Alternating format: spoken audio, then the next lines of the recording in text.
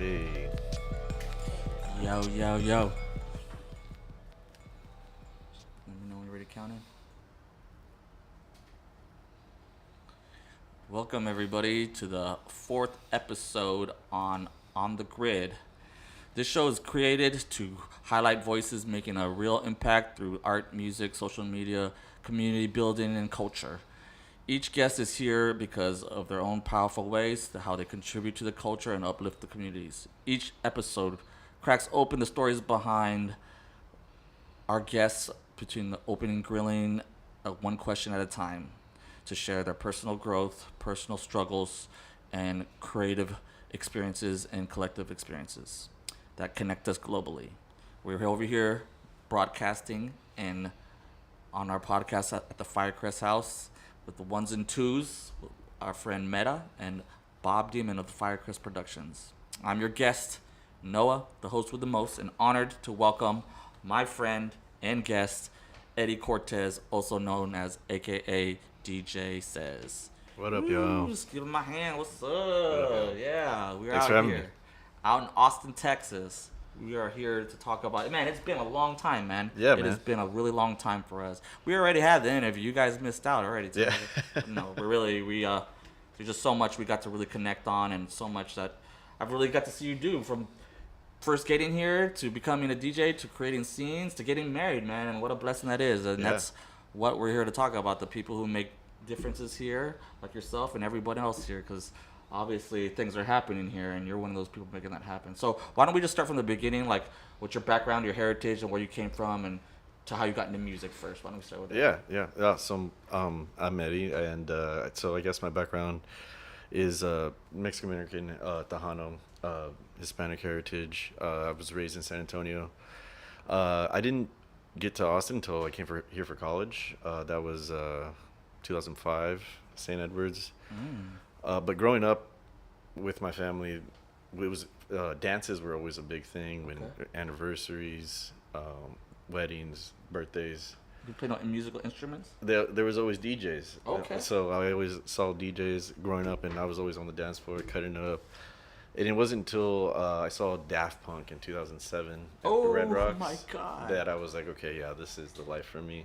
Definitely. I mean, there's very few people who can say they've seen Daft Punk. I have seen Daft Punk myself too. Yeah, You know what I mean? So that's yeah, a lot. that was like a transcendent experience. Wow, that's amazing. Oh, obviously, Daft Punk was influenced. Yeah. Tell me about, for all you vinyl collectors, because I know you've done vinyl sets before too. Were you collecting vinyl as a kid as well? No, actually, I got into it right when I wanted to start DJing.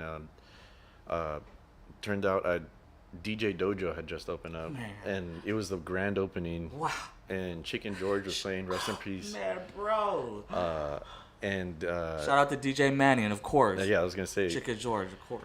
I was watching Chicken George play, and I was just like overwhelmed because he was like literally juggling vinyl. And I talked to Manny. I was like, "Yo, I gotta be a student." And he's like, "All right, you're gonna be first student number one at DJ Dojo." Oh my God, dude, that warms my heart so much. And man. he was like a drill sergeant. Like he really was like, do Put it it again, on, yeah. do it again, do Yeah. it again. Like a lot of teachers, they're like, "Oh, that was nice, keep trying it, practice." No, he was like, "We're doing it 10 times right now. Let's go." Of course, he sat there and made sure you got good at it. Yeah, No, yeah. Shout out to Manny. Y'all Yeah. know the deal, man. Come Yeah, on. no, if it wasn't for him, I wouldn't be so.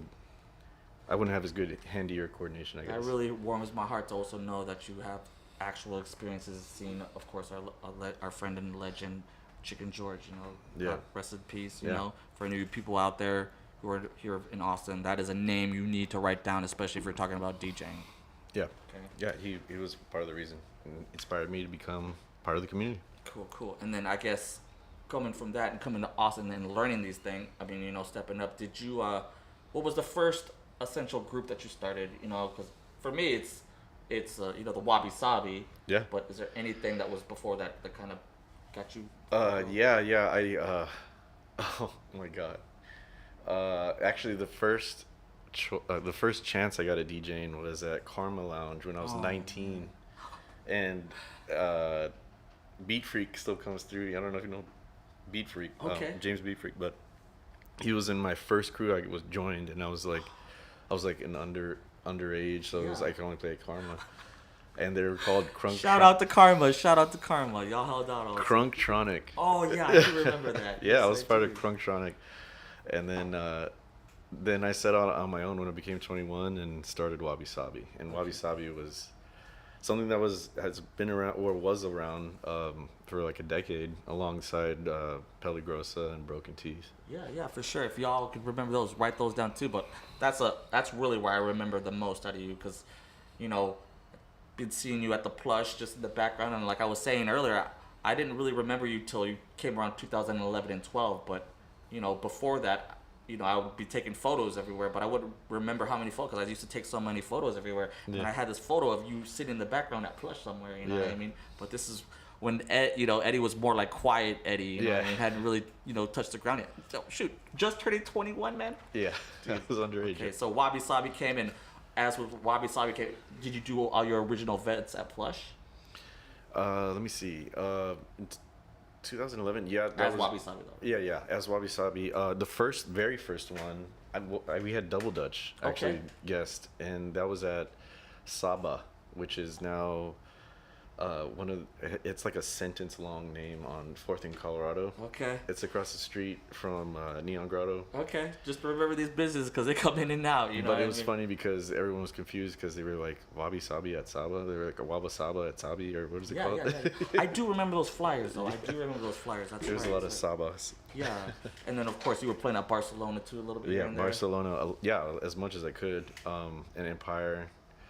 But this is remember, Empire is not for at least for me not till later. You know? Yeah, I guess. Yeah, they didn't open until like what? Because we were talking about everything with Wabi Sabi at Plush, and then Yeah. we also talked Oh, about Lanai. when you opened up for Sinjin Hawk, right? Yeah, that was a Broken Teeth show. I helped out with that, but I didn't. I opened up for Bryn Mawr. Okay. Yeah, and that was with Elevator Action. Oh, okay. Yeah. The old elevator action. Yeah, Right, yeah. and that's with Dylan Cameron, and who was the other? Scott and Gary. Okay. Yeah. The other disabled gentleman. Yeah. Yeah. That guy was Outlaw producer. I mean, dude, I think I have one of y'all's records. Yeah. Outlaw producer. He's the shit.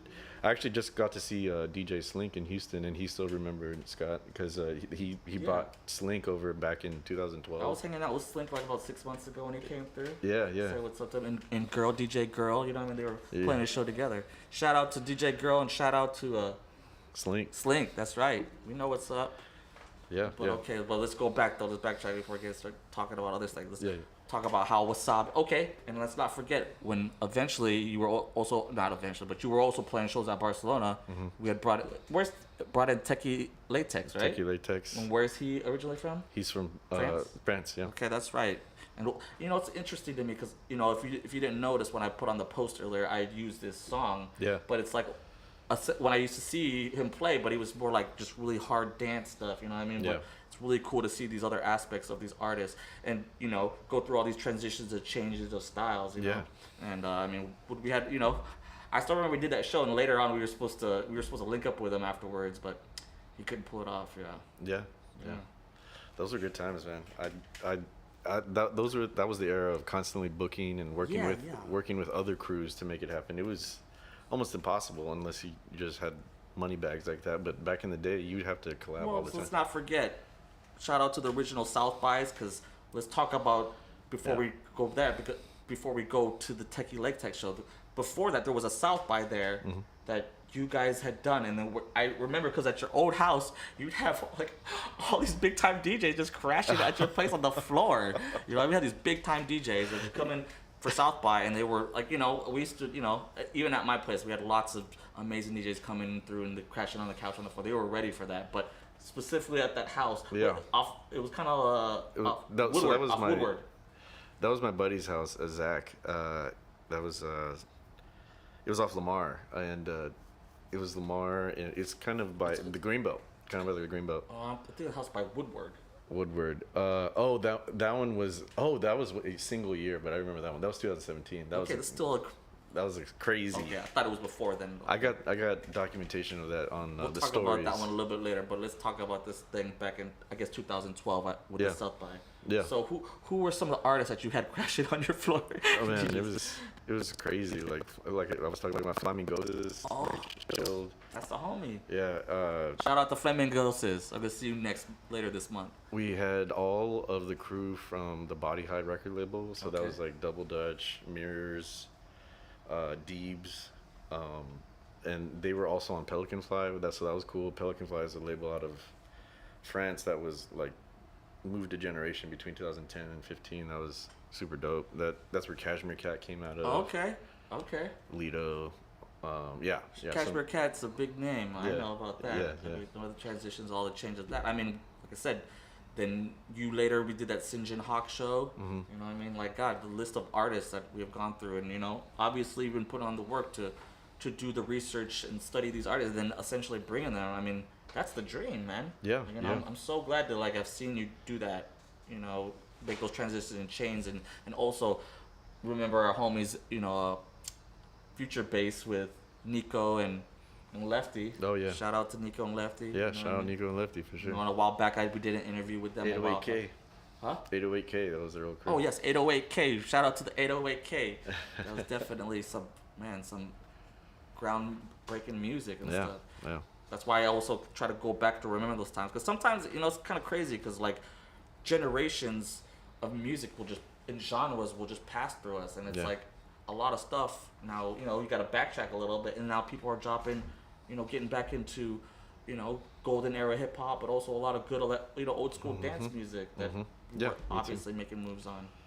Yeah. The last, so this is rewinding to kind of present day right now. I'm more in a kind of like disco funk era of my jams.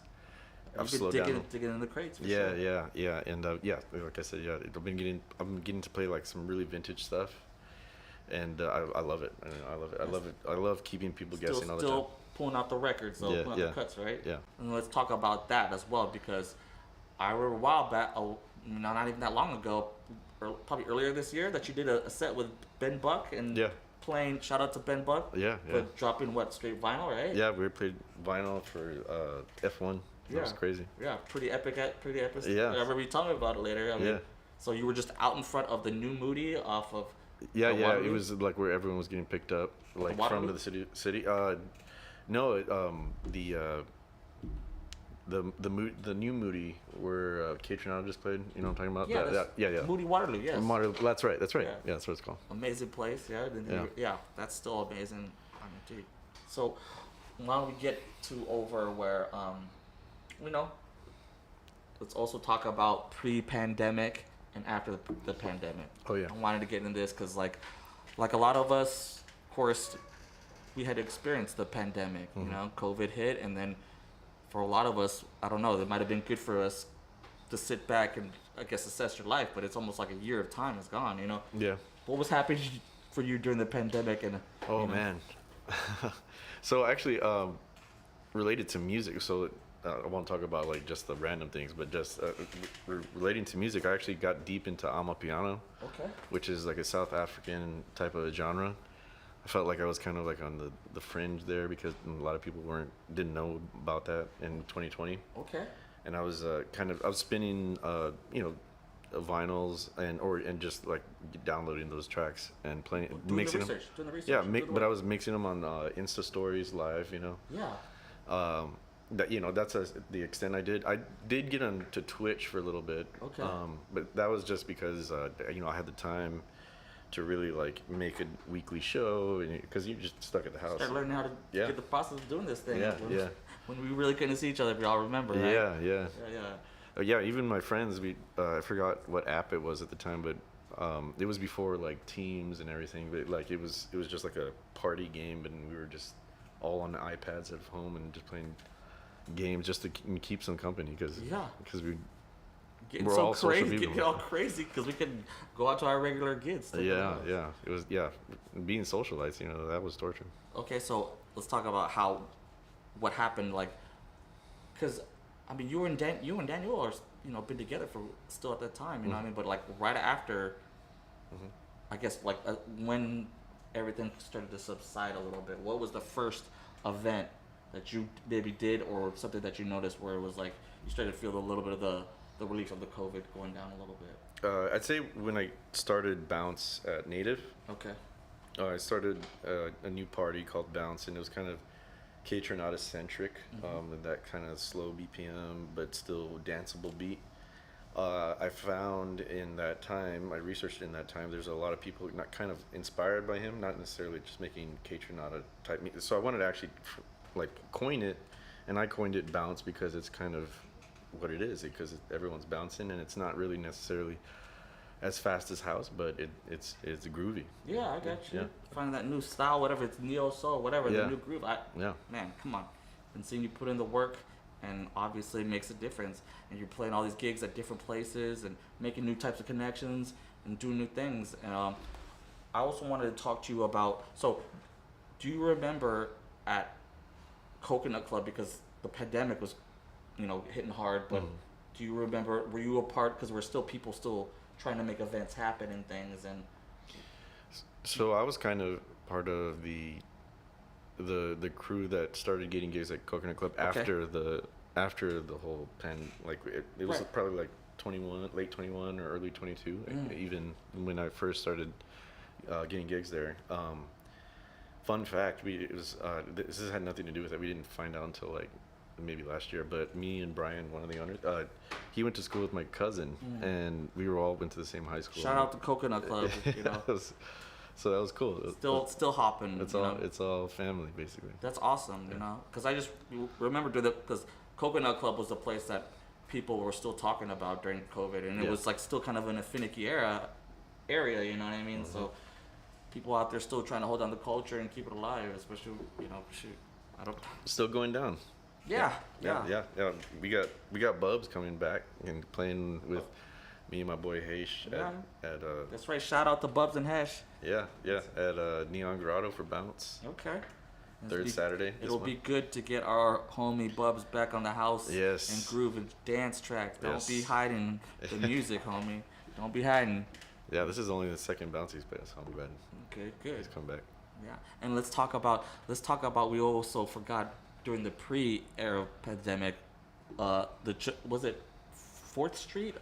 4th Street, the Chacon warehouse. Oh man, Hush Hush. Third in Chacon, yeah, Hush Hush. Hush Hush is an area that, man, I get emotional seeing thinking about that whole era of time, because what you guys did and how we were able to still connect and keep kind of like a unique thing of Austin that was like in this tiny little house. Yeah. It'd be blasting out in the middle of a neighborhood, and like at the first party that they had there, shout out to the Defunct crew with Sarah and Ian.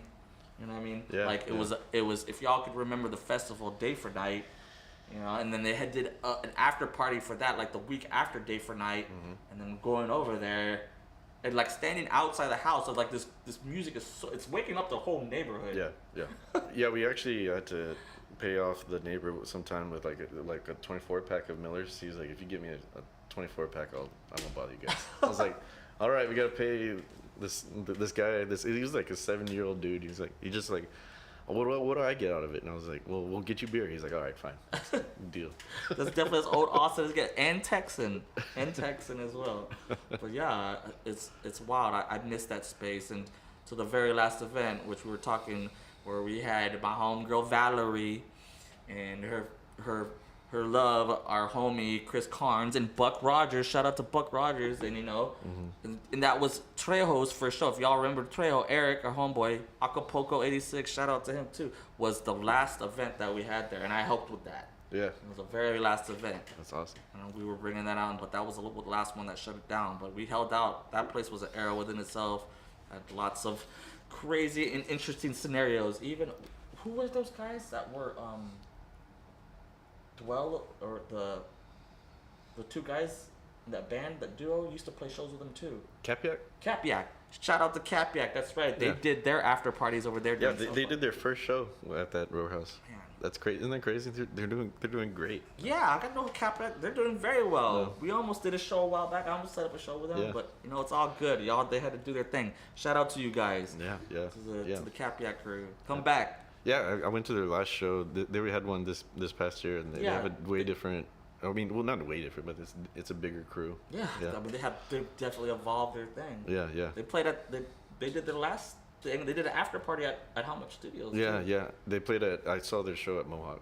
It was cool. Those guys are amazing, man. Yeah, yeah. Just seeing them grow, get all the stuff, and Yeah. you know, what I mean, making videos. You Yeah, know, yeah. pushing the production. And that's what some of the things we're also here to talk about: successes and seeing your friends grow up to develop all these crews, and you know, bringing in bigger name artists. Yeah. Like that's such, you know, it. Yeah, I was always a fan of him because it's funny. My college roommate introduced me to Chromeo, and he course. actually gave me a vinyl of them, and that was like their first vinyl. Wow. And Capiat kind of gave me that vibe when I first listened to them. I was like, oh yeah, Yeah, this yeah, is for sure. the '80s kind of. I used to kick it with the Chromeo back in the day. Yeah, Shit, man. I remember. Hell all yeah. that. Yeah. Yeah, that's good stuff. That's good Oh stuff. yeah. So, why don't we start? Okay, now that we've talked about a lot of this past history, let's talk about some of the stuff you got going on now. Yeah. You know, we got Frederick Boom. If y'all haven't heard about yeah. him, y'all need to put that. It's my brother. Write that down. Frederick Boom is a very happening artist. One of the gentlest souls that, you know, has a passion and a fury for the music and how he's done it and is growing on a whole nother level. And actually, that's how I met. That's how I met Fred. You know, when I met him the first time, you know, I was kind of a strange time for me to meet him. But him, and shout out to Nate the Mosaic, because Oh yeah. when I would see them, they would always be you know, they would be with you. Yeah. They were always trying to support you know, Yeah. trying to help me and meet me, you know, and it warmed my heart because them talking to you, they were, you know, talking about a lot of stuff that were Yeah. connecting stuff. Yeah, yeah, yeah, yeah. Me and Fred are always at it. We've been doing shows, I think, since 21. I think he guested like the second or third show I had for Bounce, and yeah, ever since then he put me at as his main DJ. And Yeah. So we've how'd been- y'all meet? So that's a very funny story.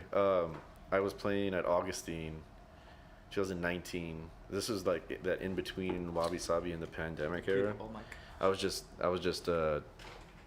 looking for gigs, and I got a couple on Rainy Street, and I was playing Augustine, and this not too old, but middle-aged lady, she came up and she was dancing, having a good time, and she said, "Sir, you need to meet my son." And I was like, Wow. "Oh, okay." She's like, "No, you don't understand. He's in music. He makes music a lot like what you're playing." I was like, "Oh, sure, yeah. Tono, come on up." And Fred comes up like blushing, like he's like, "Oh man, I'm a fresh kid. I feel like I'm sorry, my mom's like, Shout out to Frederick Boom and shout out to Frederick Boom's mom.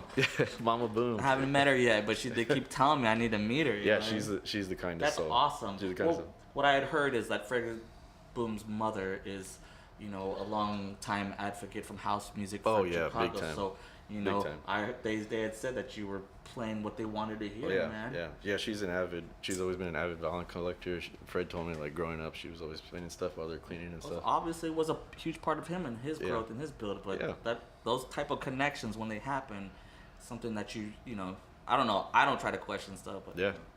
Yeah, no, and it was like he was like, "Yeah, let me get your Instagram," and we started just sending tracks to each other, and I was like, "Oh man, this dude's crazy." So we started doing shows together, and yeah. So I've been working with Fred and also Heish. Yes. Me and Heish kind of have also our own DJ duo. We got inspired by Daft Punk. Shout out Daft Punk, always and forever. And shout out to Hesh though. He's, you know, I didn't realize how much work he was putting in till Oh yeah. till later on. We have our own duo called Top Notch. Okay. We have our own little Instagram, Top Notch Disco, and we do a lot of, when we play together, we play this kind of like fusion disco French house, very inspired by Daft Punk, Okay. and it always goes crazy when we do that. Did you guys do the stuff at Haven too? Haven. I don't think me and H. I've played at Haven before, Okay. but I don't think me and H got to. Okay. Well, you know, DJ Hotel Pillows, right? Yeah. Jessie, you know, she had made a huge thing of that. I was just wondering because I didn't know if you played anything with her. Oh yeah. I actually trained her up. You know, like that was one of my first students. I actually teach as well, so I taught. Oh, shout out to Jessie. Yeah. DJ Hotel Pillows still holding it down. Super. And super DJ proud. Honeybee too as well. I don't Okay. know, Honeybee. She's over in San Marcos. All right. Shout out to DJ Honeybee. I haven't been, but we were just talking about San Marcos earlier. There's a lot of amazing talent out there too. Yeah. So. Yeah, and the only reason I haven't taken another student this year is because I've been moving and settling into a new spot. Yeah, congratulations on that. They got a new house. Thank you. That's right. And then, you know, like getting to see you tie the knot with your lovely lady. Yeah. You know what I mean, Danielle, it was amazing fashion designer, also a huge part of this culture. It's really cool to see how you each have your own thing. You know what I mean? Yeah. How she does her thing. So Yeah. how does that work? How do you keep each other motivated and keep things Yeah, going? it's honestly that's what a lot of the attachment of that's kept us together is kind of keeping each other up on like keeping on our toes, and you can't just like sleep it off and forget about what you've created Yeah. in your community, and you got to keep going. I So still remember being at your other house and being at the parties there. yeah, like yeah. seeing her have stacks of clothes and like. Oh yeah. Oh yeah. Right now she's working on rebuilding her studio right now. All right. Yeah, all we're right. in rebuild mode right now. And also, let's talk about the time you also were mentioning that you also had played a DJ set for her in her fashion group. Yeah. I played an all vinyl set for her fashion show at the Episcopal Church downtown. Okay. Yeah, right across from is it 7 Grand and all the Yeah. mezcal bar right there. But yeah, that was awesome. That was really It cool. was a good time too? Yeah, it was a good time. Oh man, you're always a good time. When I have to ask you that. There we go. Hey, we're out here still trying to raise a bar and good times. Yeah, That's why we're coming out here to represent how things are. And also an original Texan. Let's not forget that. that's right. Tejano. Puro Tejano. Also, let's talk about how you got. So, shout out to the Pelagrosa crew as well. Yeah. I grew up with Odeon, and it's really amazing to see how that's blown up. You know what I mean? Yeah. Are you also part of getting involved with the soccer club over there? No, but Orion and Manny and Louis? Jamie and Louis, Yeah. they're all parts of my life in some way or another. Like Manny taught me, Orion played my wedding, and Shout out to Odeon. Shout out to Louis too. and he has me guest sometimes. Manny. Yeah, that's right. I used to play some shows with Louis back in the day, and just this past weekend I played with Ruex. Okay. He's one of the newer members. Oh, I've that heard joined. about it, Yeah, so- he's dope, and yeah, I got to play with him There's a lot of new DJs popping out here, man. at Lulu's. Okay. It's a new mezcal bar on the south side. And tell me about that spot, because I've been hearing a lot about it. I haven't been able to go, so I know some of the other homies get to go play over there. Oh but- yeah, it's a real nice spot. It's a great date night spot. Yeah, if you're trying to have some fancy drinks and just just strictly like cantina style Latin music, so you're feeling fancy. It's Well, they have certain nights. I know ABC Dan and them play Yeah. out there too, and yeah, I think Hobo D gets to play out there too sometimes too. yeah. The nights I play, I go in to a lot of Colombian salsa and merengue, and like, of course Yeah. we got to represent with the cumbia and tejano and All over the map with the music. yeah, for sure. Yeah. Yeah, really. Selection when they came out in 2015, they inspired me. Selection. Shout out to Selection. They inspired me to spread all my genres. Because I was really up until that point, only into like underground, like UK funky, like two-step garage, UK Yeah. garage. A lot of amazing guys who came out of Selection, and they're still doing it. Yeah, So. I have all those classes, and I still follow that music a lot. But like, I realized like I'm playing. I want to fill the dance floor with women. Like I don't want just like a Okay. bunch of dudes like pumping. Right. You know, Alright, and I alright. realized I was playing for a lot of like the fist pumpers, and I wanted like the get downs. To change up the vibe in the air. And so I just kind of intermingled all the. I mean, I've genres. always known that about you. Yeah, like I yeah. said, we go way back towards other stuff, but I said Wabi Sabi still Yeah. it's in a place for me. Yeah. Oh yeah, Wabi But, Sabi. gotta let people, and like I said, you still dig through the crates. Yeah. That's important for any DJ, if you ask me, in my opinion. Like, I understand if you need to research your music, which is just as important. Right. But actually going to collect records and find them. Yeah. I think that's Yeah. plays just as much as a vital role as doing it the other way. Yeah. I can't wait to check out the new Waterloo too. Oh yes, shout out to the new Waterloo. There was a lot of amazing stuff happening over there. Yeah. It looks cool. They have their own studio in there. It's like state of the art. Oh yeah. So Awesome. have you been also, getting to what record stores? That's what I was about to say. When you go here in Austin, what are there specific places that you would probably like to go to? Any locations as far as record stores here in Austin? Because if you ask me, the record stores in any city is important, but especially in Austin. Man, I can't forgetting the name. It's this blue record shop by Epoch over in the Hyde Park area, but I Okay. forget the name. But that spot, Oh, by Epoch. you know what I'm talking about? Yes, I do. I just bought a bunch of stuff to fix up my turntables. They have stuff for turntables. Yes, they yes, got yeah, I know. cartridges, needles. Yeah, I know. I forget Breakaway Records. Breakaway That's Breakaway right. Records. Breakaway Records. That's right. Shout out to Breakaway Records. Yes, Was Breakaway definitely- is if you want to be a true vinyl DJ in Austin, Breakaway has all the stuff. Yeah, I still. And that's hard to say because like you can't go to the Guitar Center, you know, Okay. like Amazon, you don't have any instruction. Right, they have good access to good needles there. Right, yeah. Access to good needles, but they also have like actual vinyls. You know, Technics for sale and stuff. Oh, so, parts. Ooh, Yeah. I might need to write that down again. A little Yeah, myself.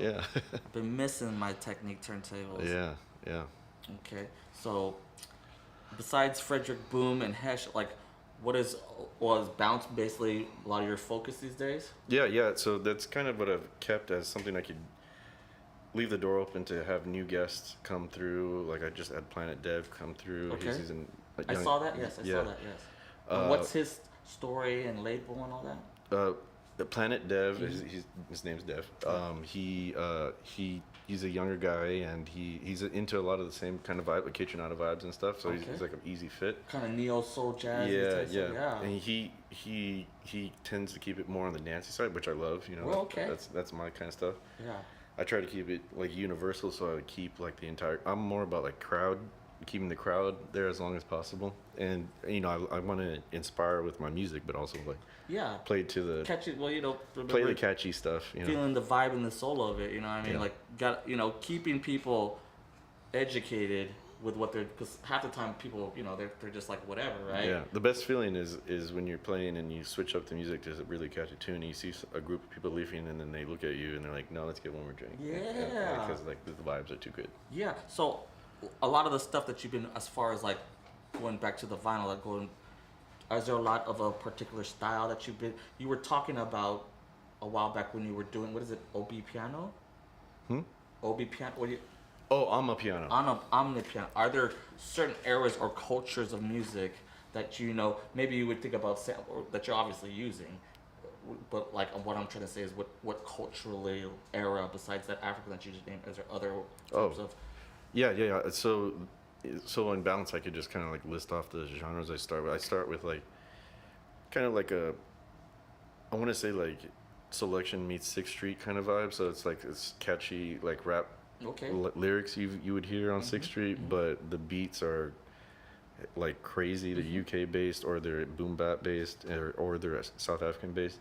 And then I get into a more of a disco vibe, and then that K-Tronada vibe I was talking about. Then I move into some house.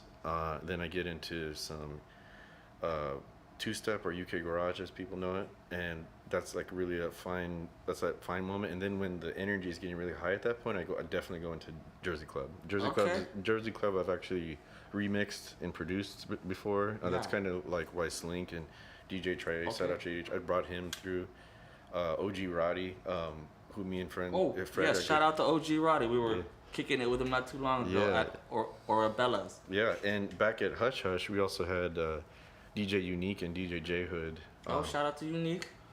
And J Hood, like they are, like huge pioneers. Of the whole scene. So yeah, I get into that at the very end. I used to do some D&B, but you haven't really dipped into. Right. You're in this whole thing. You can get back to that later. Yeah. I am putting a lot of D&B events on. Keep your heads up, but we do mix it up. It's all good. Also, since you're talking about production, when you were taking classes with Manny, were you also learning production through there, or did you start with Ableton? What started? No, so that was strictly DJing. It was funny because I don't know if you remember Torque, but Torque was out before. Oh, okay. The old. It was software. out before Tractor. It was out before Serato. Okay. It was the first one to the market, and that was what I had up until 2019. And I remember people who had just started. 2019. Yeah, they were like, "What the hell is?" Like, where'd you get this software from? Is this someone make up this software? I was like, "No, this is the first one." That'll tell you a lot about people, because sometimes you hear people talk about I use Fruity Loops, I use GarageBand. You're like, the people are like, what? Yeah. No, so yeah, that was so I started learning Torque, learning on Torque in 2008, and then but it was shout out to Torque. Yeah, it wasn't until 2012 I actually went to Dub Academy. Shout out Oh, Dub Academy. okay. Yo, shout out to And okay. that was also I got the first class there. I was like super stoked when they opened, and I learned Ableton. All right, talking about Dub Academy. Shout out to all the originals. I remember when Boom Baptist and all the other homies. Shout out to Shane was working Miles with and Jammin. Yeah, all the guys over there, and that's the place where also where when the Applied Pressure Boat Party back in 2011 that I helped organize was going through that too. Yeah. But so you were learning you learned at Dub Academy too? Yeah, I learned Ableton at Dub Academy. Oh, who was Yeah. teaching? Who was teaching? Oh man, his name was James, but he moved to Portland right after that year. Okay. But man, that dude was super smart. He was cool. You didn't take no class with Boom when you had him? No, I never got to. Okay. But yeah, I'd love to return to that for sure. Oh yeah. Definitely want to get into production Okay. again. So it's mostly just been DJing, but you did, like you said, you did some production. Yeah. I did some production. It's still pretty good on SoundCloud, like 50,000 I mean, views. man, you got making some moves for sure. Yeah. I'm sure there's something in there making. Yeah. moves, Yeah. So, okay. And what I also wanted to talk about, what are your future plans coming up? Do you have anything in store for Yeah. all of us that are, like got some new scenes, new Yeah. artist productions, Yeah, I don't know if anyone's out there. There's this guy on YouTube. He's big, Bobby Ganoush. Okay. He plays on Humano Sounds and a bunch of other big YouTube streams. He's all vinyl. Okay. I forget if he's based out of Michigan or I forgot, but I hit him up and he wants to come through Austin. So I'm thinking about trying to book him. Yeah, I can't say where yet because I don't want to hype him up yet. You got some work, got some things, but it's good to just know that you're talking about this name and these labels, man. Yeah. So a lot of people don't really focus that, but if you're all talking about these DJ histories and connections of things, maybe they might influence you if you are out there listening. Yeah, he's super dope. And his collection is crazy. And he actually like travels and flies out with all his vinyls and everything. That's crazy.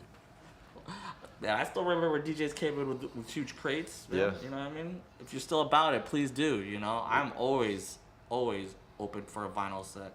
The research and that work that goes behind that tells so much. I think of a more deeper history about how people have been putting their music together, whether it's DJ sets or sampling or whatever.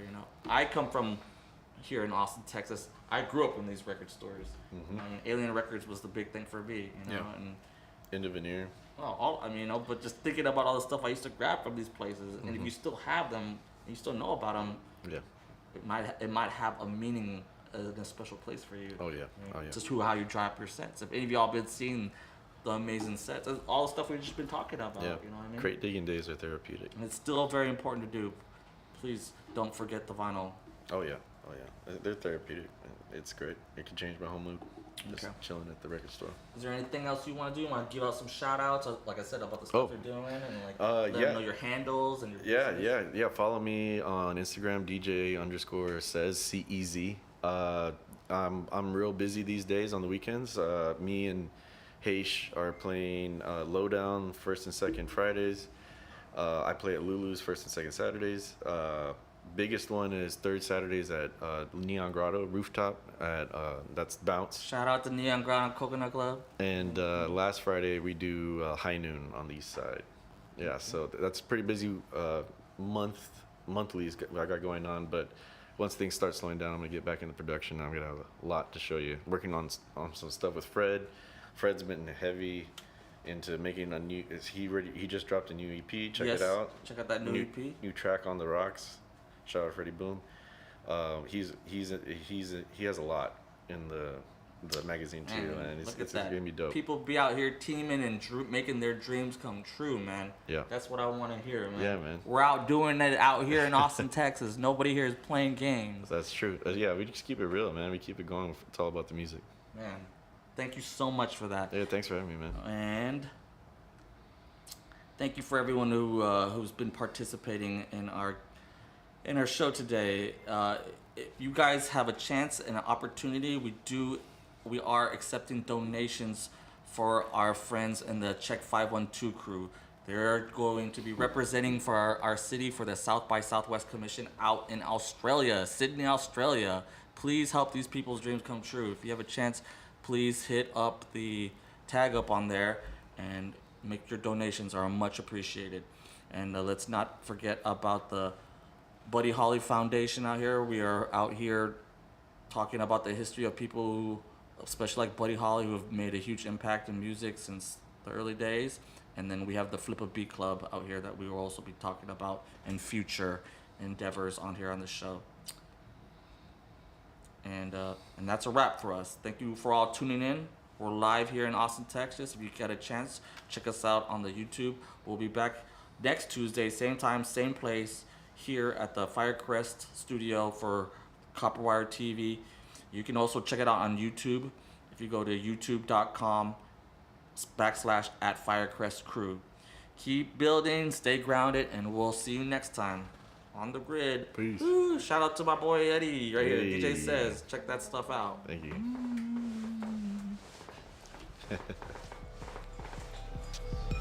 That was dope, bro. Yeah, bro, come on. Dude, we're doing it over before we got in. Hell yeah. Perfect, bro. It's good. That was fun. It's all right.